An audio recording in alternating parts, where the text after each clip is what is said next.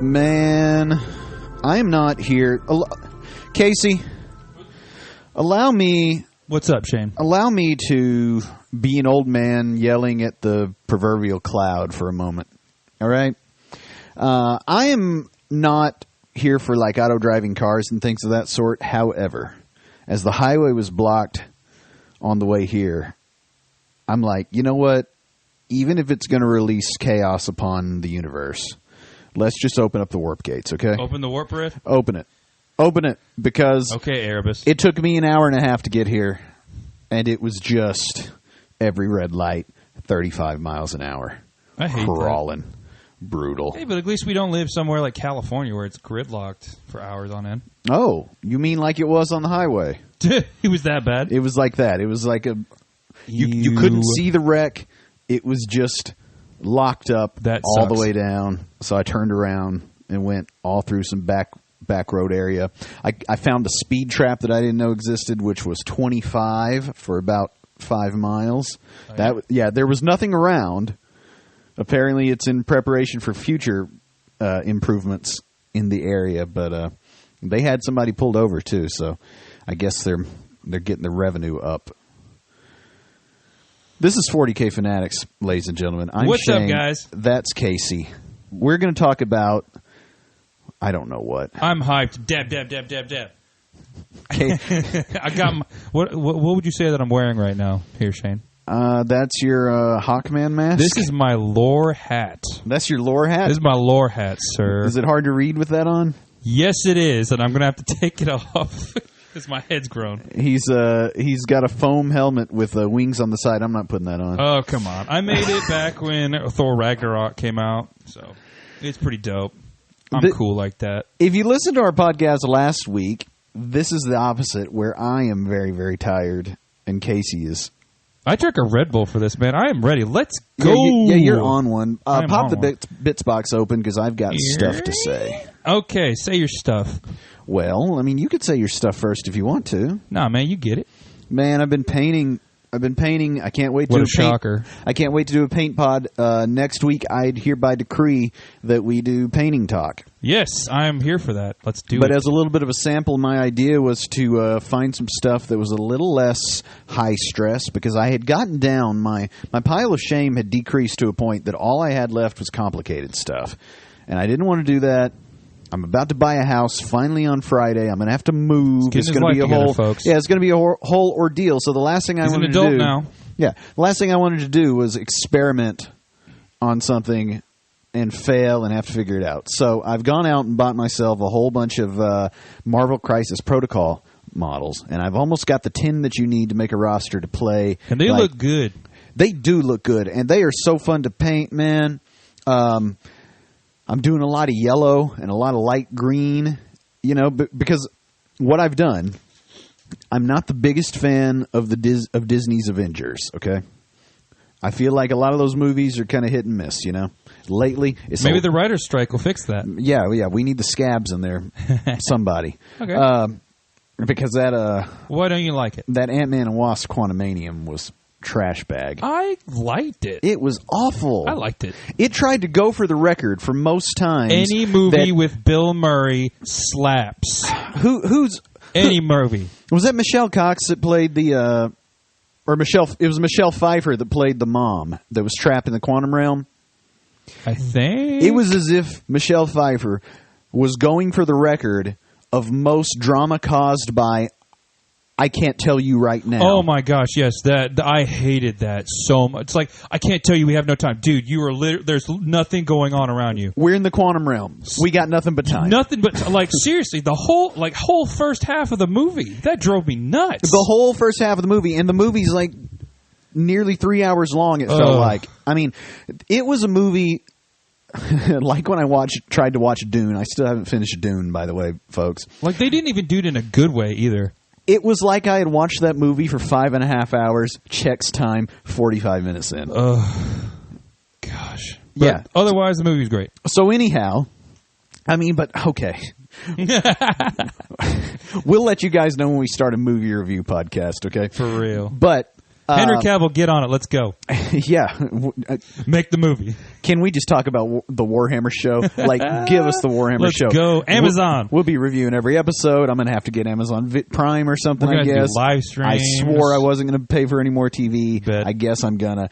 I digress. So, I'm not that big on the Avengers, but what I am into is the 90s X-Men cartoon. So my Marvel Crisis Protocol dudes is a selection.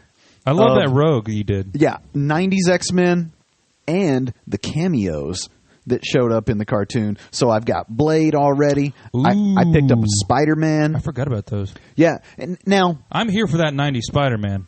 Yeah, so I tell you what's happened, though, is I got the X-Men pretty easy because in the boxes, they kind of come two to a box, right? You can get these 4-pack boxes, which is what I started with, and that got me Cyclops, Beast, Storm, and Wolverine. And they look good. Which are must-haves, right? So that was my first 4. And then I got Blade and Moon Knight. Now, Moon Knight can do one because that show was so terrible. So Moon Knight... I liked it. ...could be had for cheap. But I got Blade, and then I went and got a couple other X-Men. I got Rogue and Gambit because they come in a box. Yeah, if you guys are interested in seeing what these look like, go check out the Twitter. We've been posting them as soon as we can to like show off his stuff because the highlights are good. They look really nice. He highlighted it in the way it's just like that how the 90s cartoon characters look shiny. They're loud. The big streak of white. It looks cool. Yeah, they look cool. Yeah, they're loud, man. I mean, how else are you going to do them if you want to make them look like cartoons? But what I've run into for like the cameo characters and some odds and ends X-Men is Atomic Mass Games has a habit of pairing one that you really want with somebody that you could not care less about. So like the Captain America I want comes with, I didn't even know this existed, the original Human Torch, which is apparently some sort of android man that is inexplicably on fire. Wow. And I'm like, I mean, I don't know what I would ever want to do with the original Human Torch. But so I got the Amazing Spider-Man and Black Cat. Okay. And I'm like, well, I could play her. Yeah. And then somebody was like, man, I want to see her in one of the movies. I'm like, yeah, just hotter than God. Hitting on a guy way younger than her. That's in the comics. That's in the comics. Well, you know, and then that started a discussion because in the Bits Box today, we're just going to talk about nothing for a moment. That started a discussion of like, would they put Felicia Hardy and Black Cat in the current sort of Spider-Man universe that they have going on, where MJ is, she's sort of a zig rather than the zag of the cartoon and the comic book, you know, because.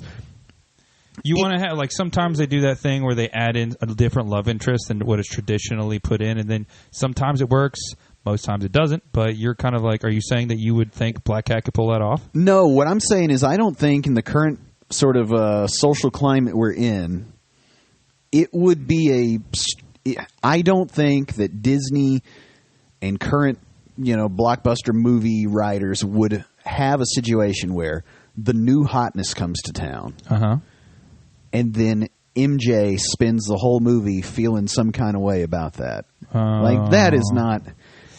Like, that's too much emotion, not enough. Well, I mean, that's not the kind of women's empowerment we're trying to have. And also, that's a valid kind of thing to think about. I think the Bechdel test is like, you have to do a woman's story without it involving anything remotely talking about a man. Well, I mean, I think the way that worked is you just sort of like set your stopwatch and see how long it takes before they reference a male character. Yeah. Which, I'm not saying all that, but what I am saying is I think that they've created this new MJ as like this strong, independent character who is... She's great. Yeah, she's only but so worried about what Peter's doing. Yeah, she's going to college. She's doing her thing. And in the 90s cartoon, which is where I get all my comic book knowledge... It's all about their relationship. Man, yeah, Felicia Hardy showed up, and it was like... Cancel Christmas for Mary Jane. Reese Witherspoon. And that's not cool. The only scenes you see Reese Witherspoon is when Peter Parker is fawning over her, or she's like talking to him like, hey, what's up, hottie? And then that's it. Yeah. Or I'm breaking up with you. Yeah, it's ridiculous. Yeah. And it's legitimately not the way people act either. So anything else? No, in closing to my bits box, I don't think we'll see Black Cat in Marvel Spider-Man. Man, I would love that. I know, because they'd get someone to play her that would need to be hotter than God, and I'm here for it. Fair. Crack your bits box open. What do you have going on? My bits box is filled with a little bit of strife. I've been doing that commission for the Imperial Fist. It's like way over 2,000 points, I think. And I finally got everything put together. It took me hours and hours and hours. I'm probably 25 to 30 hours in because the assembly was that bad. And then I noticed I'm missing one, and it is the key character from the Leviathan box, the Captain and Terminator armor. I don't know where it got lost. I don't know if somebody broke into my office and took it. I don't know what's going on. I don't know if he lost it in transit. I don't know if I lost it or what's going on. So I had to order one for $20 off eBay, new on sprue, and it's got me frustrated. I was up till 3 a.m. I couldn't sleep. I was looking everywhere for it, man. I lost my mind. It's probably with somebody's collection of Tyranids that they've not even built yet. Oh, my gosh. Yeah, like they saw the Screamer killer on the base and were like, that's mine. Yeah, totally. Fortunately, in some wild scheme to make a profit, Games Workshop did make more than one. Yes, that's fair. And man, some of these game stores have a lot of those. A lot of them. A lot of them. The one in near us, I know the one that I frequent had just a few, but the other one that we go to, Gamers Haven. Shout out to Gamers Haven in Jonesboro. Gosh, they made a pyramid with those? Yeah, and I mean he sold a bunch of them too. So I mean I don't think it's all a loss.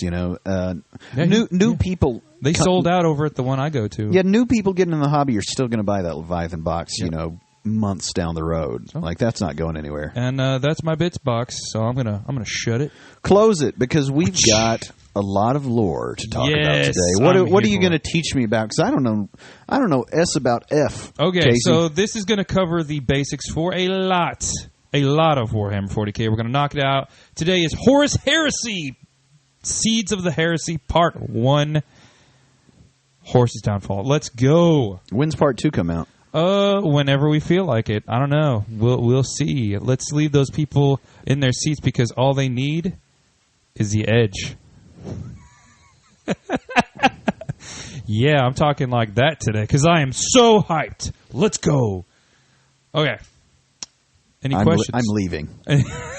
Any questions so far, Shane? No. I just want to remind the listeners that we are on everything now. Finally on Apple. Finally on YouTube. So keep an eye out for this Part 1. And Part 2 coming in, who knows when? Question mark, yeah. Yeah, you're going to have to listen to every single one to find when Part 2 comes out. We won't even label it. Exactly. We'll put it as something completely different like, hey, Ultramarine fans, check this out. No one listens to it. So, here we go. Starting off during the Great Crusade, you know pretty much everything up to this point. Horus is best boy. The Primarchs are out there fighting with him. Everybody's fighting. All the Primarchs have been found. This is it, right? So, going to start off a little different and talk about a little niche character, a guy nobody really hears about. I mean, his name's Erebus. Who's Erebus? Boy, oh boy, I just sent you a photo of Erebus. He's got a creepy book. Oh, yes. That is Lorgar's Chaos Bible book. And here I am sending you a photo of his model because we love that game. Oh, yeah. Does he have a model? That is a... this has to be a 30K model. It is, yeah. I think it is a 30K. I'd have to look. But he does exist in the 40K setting right now. Okay. So, Erebus is the first chaplain of the Word Bearers, which you know is a Chaos faction currently. So, yes. So the big trait about the Word Bearers and their faction is they are hyper-religious. Even before they fell to Chaos, they're the ones that actually started the belief that the Emperor was a god. And that is irony. So Erebus, a little backstory on him. His name wasn't even originally Erebus. He was born in a small village on the planet of Colchis. And his growing up there, everybody's religious. They believed in the 4 powers. And as I've told you in the past, what does most common religions eventually kind of lead back to there, Shane? All the Chaos Gods? 4 powers. That's right. There you go. So, Erebus grew up in a little village, and his parents were always having to bail him out of trouble. You know, he'd go out, get in fights, steal things, stuff like that. And his parents told him one day, hey, kid, and his name wasn't Erebus at this point. They said, hey, son, why don't you be like that good, uptight, Christian-y, church-going kid who's like the model student and the best guy at school, best guy in the community? And you know what he did? He said, you're right. Stepped outside, met that guy, gave him a nice hug, said, why don't you follow me this way?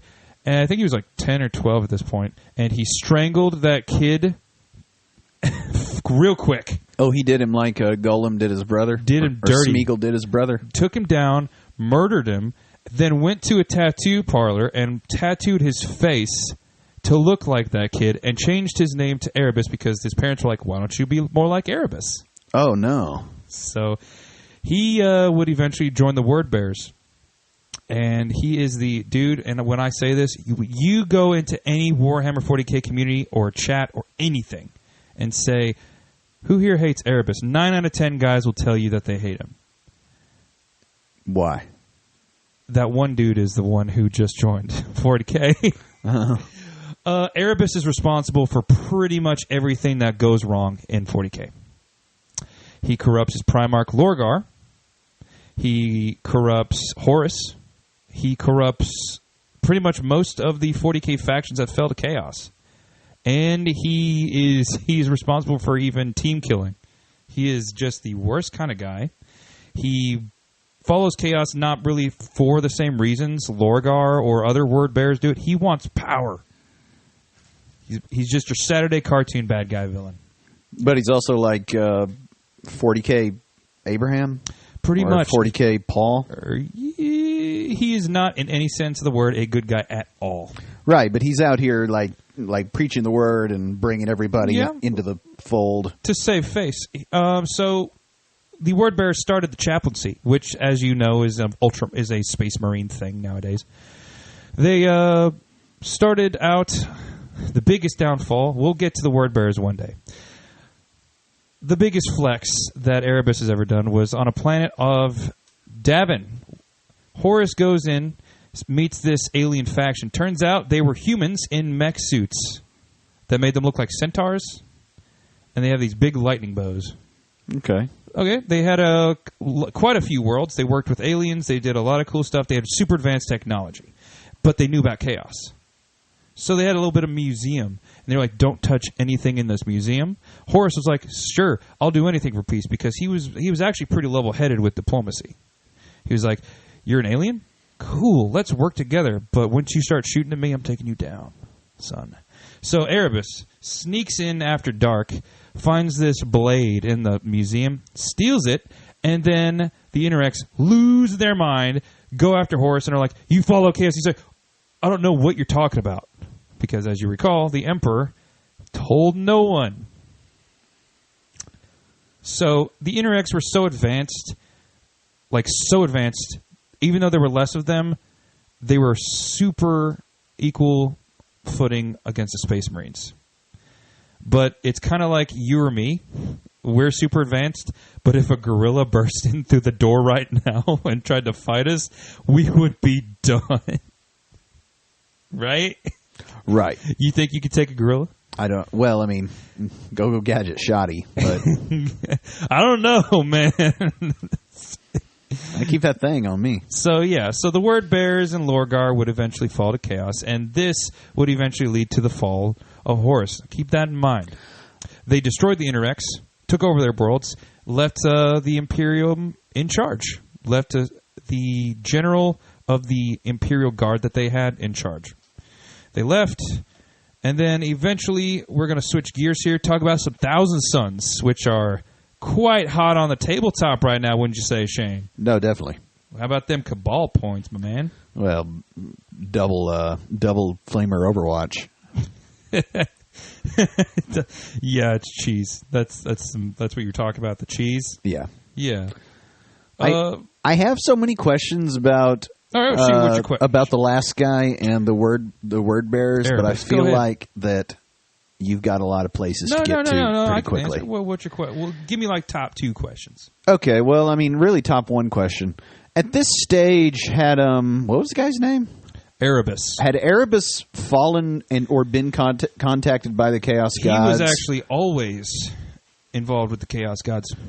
Even when from birth, right? Pretty much. Okay. Even when Lorgar thought the Emperor, when Erebus's Primarch, Lorgar of the Wordbearers, believed that the Emperor was a god. Yeah, he was still a Chaos dude. So my further question then, the Wordbearers at this stage, because we're pre-heresy, yes, they are not of Chaos chapter, right? They are not. Okay, so... no, just him and just one other guy, and that's it. At this point, though, the Emperor is alive and walking around and saying out loud, I'm not a god to be worshipped. And yet his whole entire organization is bringing on chaplains and getting into the zealotry. Which brings me to my next point, son. The burning of Monarchia. Oof. Look this up on Wiki and you will see the word oof in it. It's So, we're not going to talk about Thousand Suns. We'll talk about this right after. Burning of Monarchia. So Lorgar, Primarch of the Wordbearers, he grew up on Colchis, right? Very religious planet. Everybody, there are like a million different ways of worshiping, like, Christianity. You got Lutheran, Episcopal, like all the stuff. Baptist, Southern Baptist, all of it. And, I see that smile right there. I just like how you tried to name some and you listed 2 kinds of Baptists. That's what I'm saying. So Colchis was like that. They had so many religions all worshiping the same faith, the 4 powers, which actually turned out to be the Chaos Gods. And Erebus and one other guy pretty much still worship Chaos the whole way through. Lorgar was a Primarch who landed there.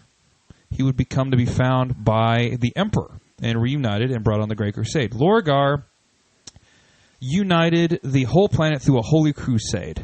He believed that there was actually one god representing the 4 great powers. And so he went on a crusade, united the planet, and the whole place flourished. Just big buildings, lots of religious iconography, everybody was united. But when the Emperor got there, he was like, this is cringe.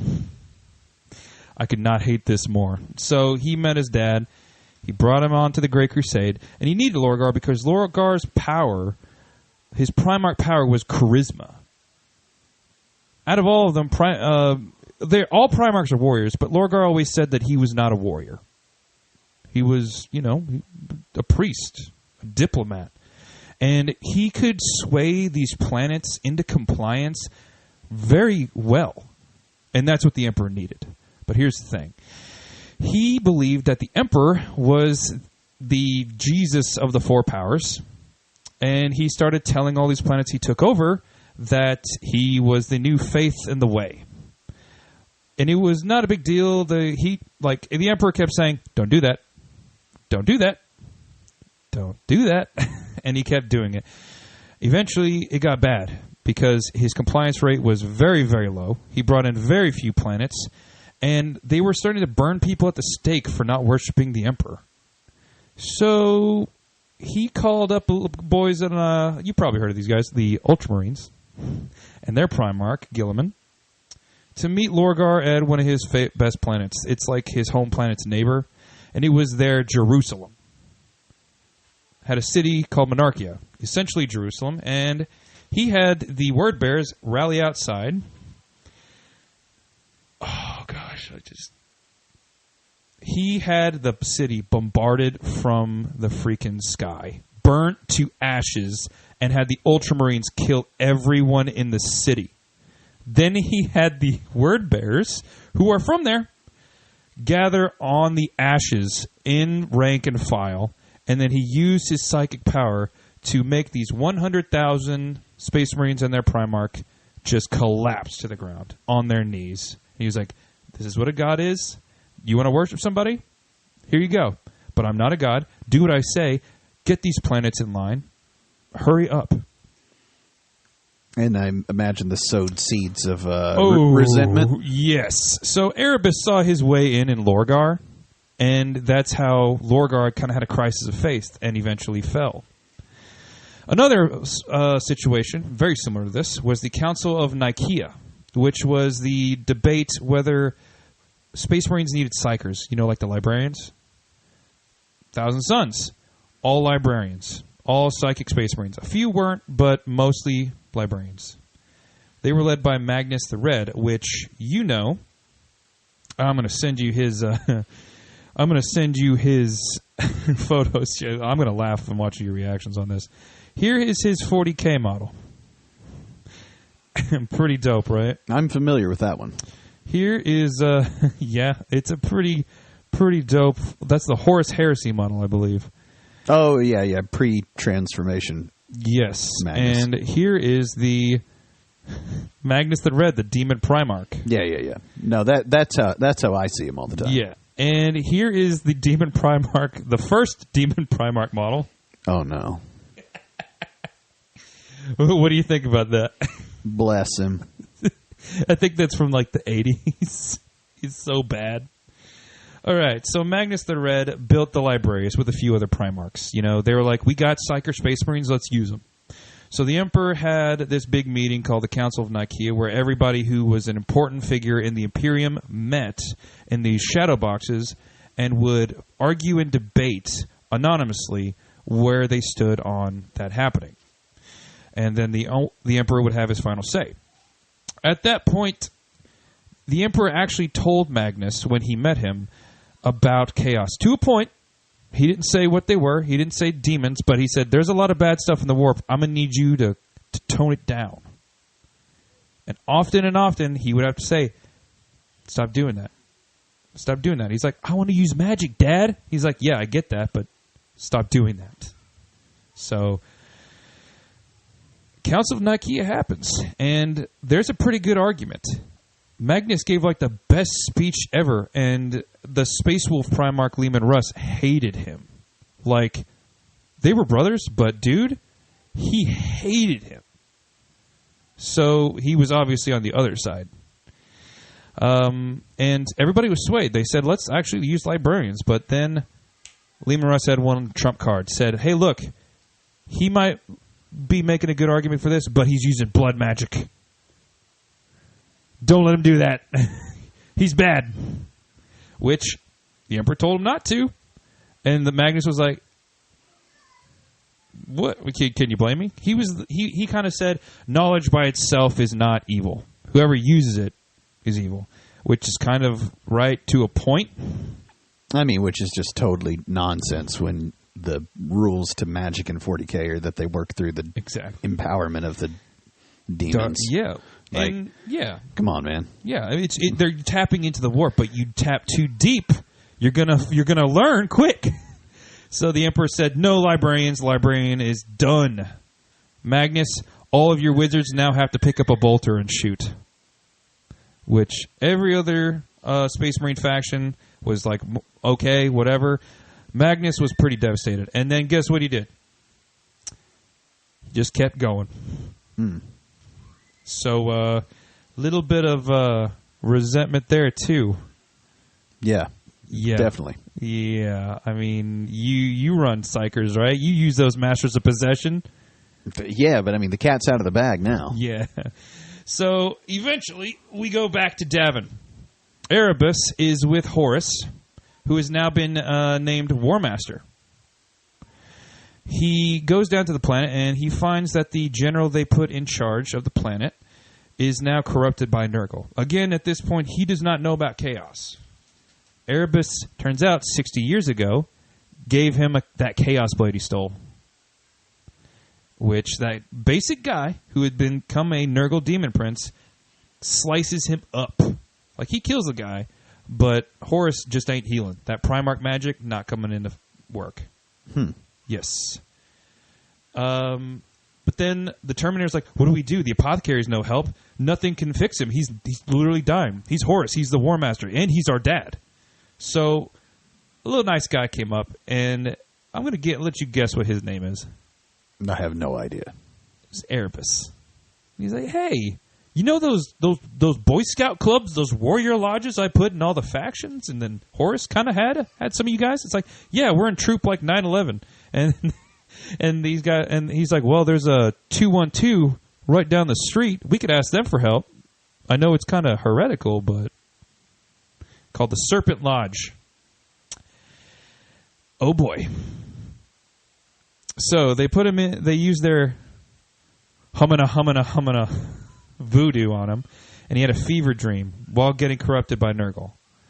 He was given visions of the future where the Emperor would be murdered and put on a throne as a corpse, and the Imperium would fall into horrible dogmatic slavery, and Imperium would just rot from the inside out. The populations would swell and overteam, and everyone would worship the Emperor as a god, which you know kind of happened, right? So he's like, I got to stop this from coming. And that's when Magnus stepped in, because he's psychic. He's so powerfully psychic. He saw him having these visions that I got to save my bro from the word bearer psyker medicine man. Yeah, and then he was like, psyker medicine man. He came to Horus in this vision and said, dude, don't believe this. This is like a false truth, or this is a portion of the truth. Don't do this. And he fell to chaos anyways.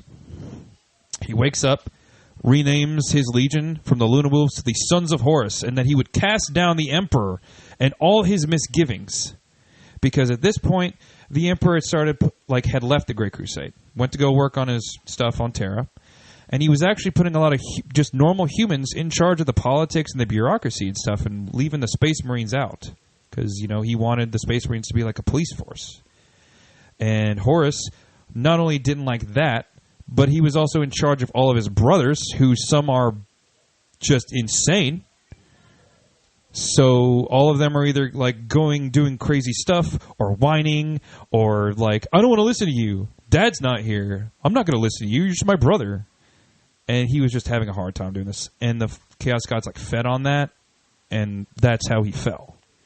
I see. So then he's like, I have to steal the Declaration of Independence. Exactly. He was like, I got to stop Dad from screwing up the future. I got to stop my brothers from being, jerks. And I got to stop this whole thing where Space Marines aren't, in charge of stuff. And humans are being in charge. Magnus tried to reach out to the Emperor.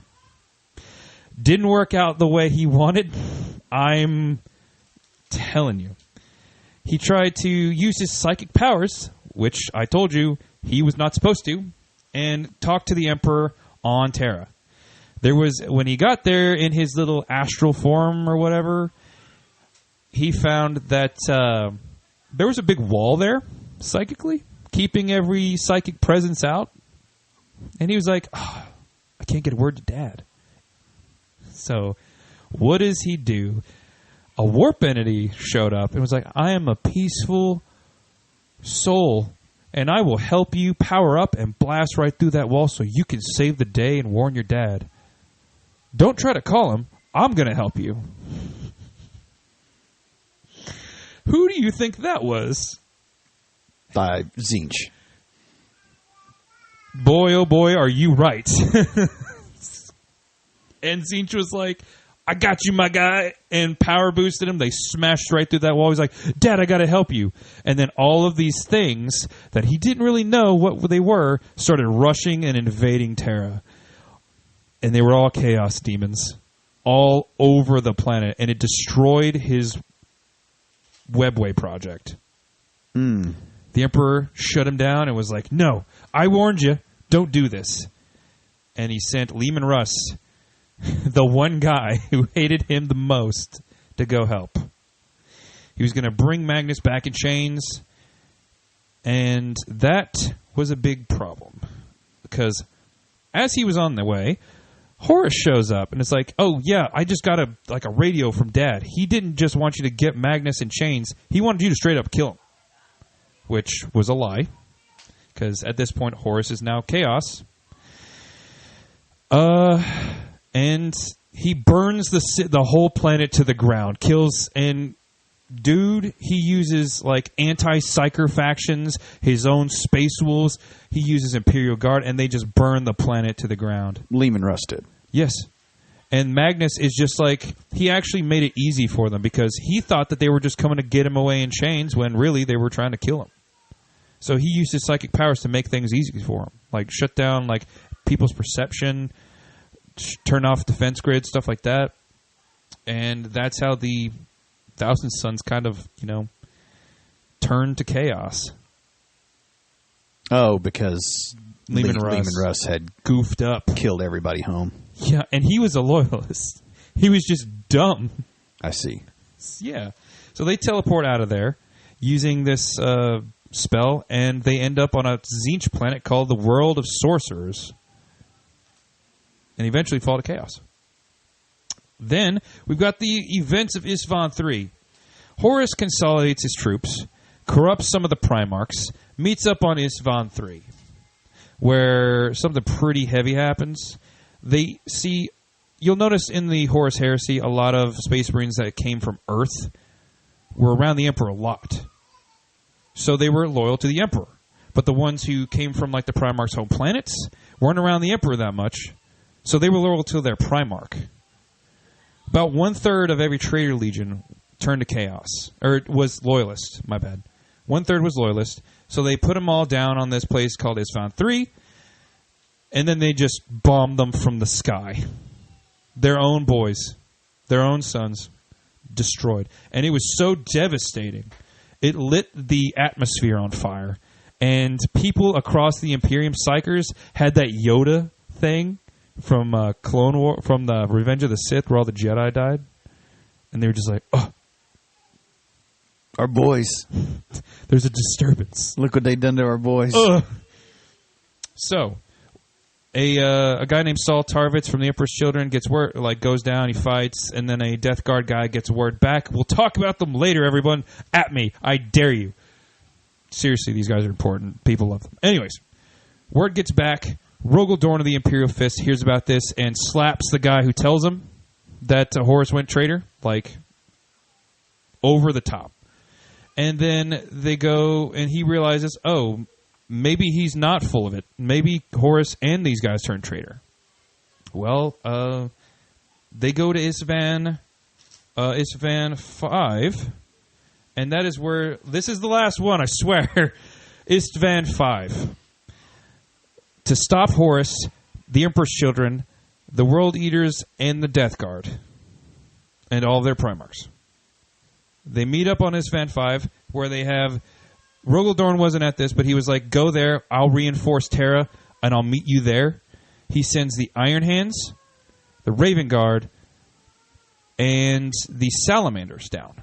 They go in, and it's basically like, if you're looking at the left, all traitors, three or four legions, with 3 legions going up. They're outnumbered by at least 1 legion, and they're like, we're going to do a 1-2 punch. They fight these guys and retreat, and then they're going to be reinforced by a few very noble legions you probably know. The Alpha Legion, the Night Lords, the Iron Warriors, and who's that last one? Oh, it was that one. I think that was pretty much it. Oh, yeah, some of the Word Bearers, too. Okay. Who you all know as Chaos factions. Right. So they just hey, here come our reinforcements. They're dragging their dead behind them as they encroach on their allies, and then they look up on this slope, and there's the reinforcements, and they just lay into them. And at this point, it was so devastating that these 3 legions are just taken out of the entire Horus Heresy completely. Wow. They are then called the Shattered Legions. They don't even fight after this fight. Huge double cross. Huge. It was a big brain move on Horus's part. I mean, everyone is like, we're going to win. We got this guy outmaneuvered. And then, uh-oh. And I mean, they just had a big heyday with killing these guys.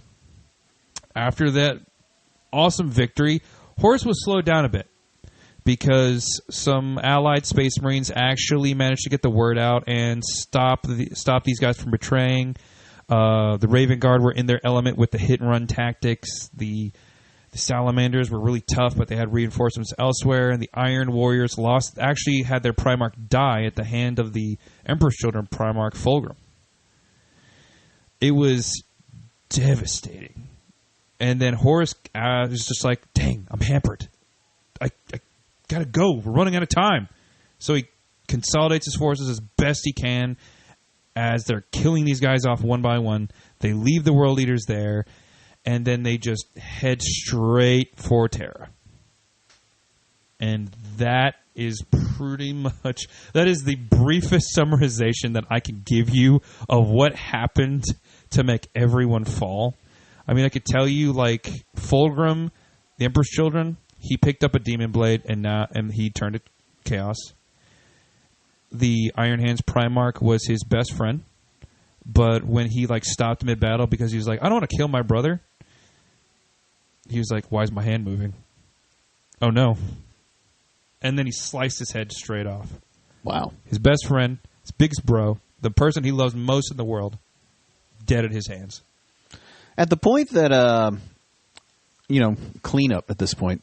At the point that Magnus gets sent to the Tzeentch planet after the demons invade. After this, he joins up with Horus begrudgingly. Right. But is he transformed at that point, or not until after the battle? No, he actually fought Leman Russ, and Leman Russ pulled a Bane on him and just whoop-bam right across his knee. Oh, wow. And it shattered him. Like, literally shattered him into pieces because of warp Tzeentch magic. I'm not going to go into detail for it because it's kind of stupid. And then he collects those pieces, becomes mostly whole again, falls to chaos, joins up with Horus, and they head straight for Terra. But he's still like human shaped at this point, or Space Marine shaped. Pretty much. I think that he falls and becomes a demon Primarch after that. I'd have to look it up because I really focused on the battles for most of these. Angron, as you knew, he totally went to chaos because he hated the Emperor. Mortarion hated the Emperor. It was pretty much a rogues list of everybody who hated the Emperor plus Horus and Fulgrim. Right, but before they got, after the Emperor gets felled, like in the next episode, right?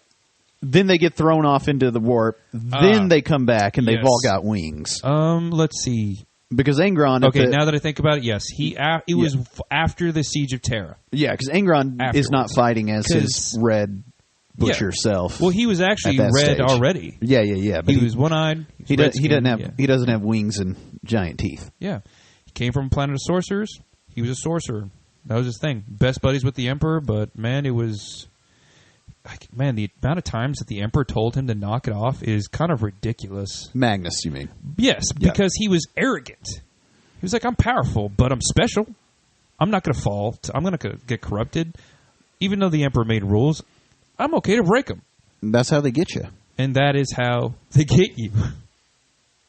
Oh, man. And you'll hear from a lot of people like Magnus did nothing wrong. It's half true, in my opinion. Yeah, there's some belief that Magnus could have further intervened in a better way, I guess. Like he could have called. Or like he could have got on a ship and flown to Terra and been like, yo, something's going on. Exactly. But instead he's like, nah, I believe you, crazy demon monster in my head. Exactly. He was like, that's my imaginary friend. I've had him all my life. He's a good guy. I'm gonna listen to him. The voice is in my head. Well, come back next week for a totally different energy painting video. Yes, because seriously, Shane has sat here. He hasn't said a word, and I feel so bad. Well, I feel like that. I feel like in these big macro discussions, like when we talk about one guy or one chapter or one sort of thing, you got to talk about the Primarch. You got to talk about other factions. Well, what I mean is, I feel like when we do those sort of more microcosm topics, questions kind of work. Yes. But when we're talking about these big macro things, if I ask two questions, then we're never going to get to the point. You know what I mean? Right. Tell us what you think. What did you learn? I learned a lot. I didn't know anything about Erebus or the Word Bearers. I have so many questions as no one plays them.